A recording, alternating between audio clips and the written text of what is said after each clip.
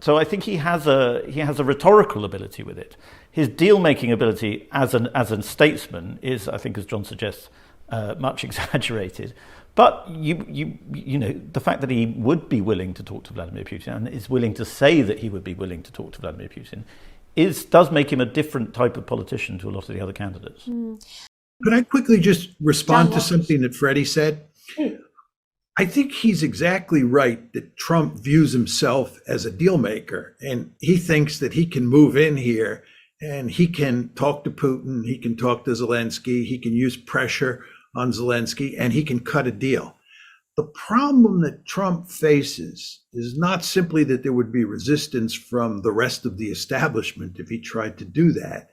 The real problem is there's no deal to be had here, right? Nobody can figure out what the solution is to shutting this conflict down. And there are two reasons for that. One is the territorial issue. The Russians are not going to give back the territory they've conquered, and the Ukrainians want that territory back, and you can't square that circle. Furthermore, the Russians want Ukraine to be a neutral state, and Ukraine wants a security guarantee, and that can only come from the West, and you can't square that circle. So there is no deal to be had. So, you know, there's all this talk these days about using the Chinese as a force or as a moderator to work out some sort of deal. That's not a viable argument because, again, it has nothing to do with the Chinese. It's the fact that there's no deal to be had. So Trump can talk till he's blue in the face about cutting a deal, but there's no deal to be had. But he would, and John, obviously you're the great expert on international relations, so I defer to you on this, but he would have leverage. I mean, Americans' power is unrivaled. He would have significant leverage over Ukraine because of the support that America has provided Ukraine, and he would have significant leverage over Russia because of the threat that America can pose to Russia and the fact that the war has not been going according to Russia's plan so far.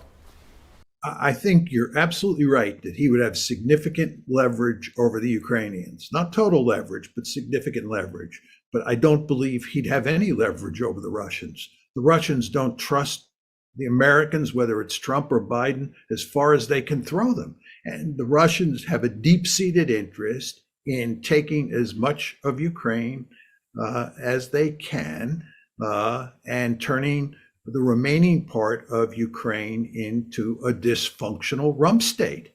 And promises from Donald Trump that they'll work out some sort of meaningful deal and therefore the Russians can make concessions is not going to wash. The Russians no longer trust us, and they shouldn't trust us.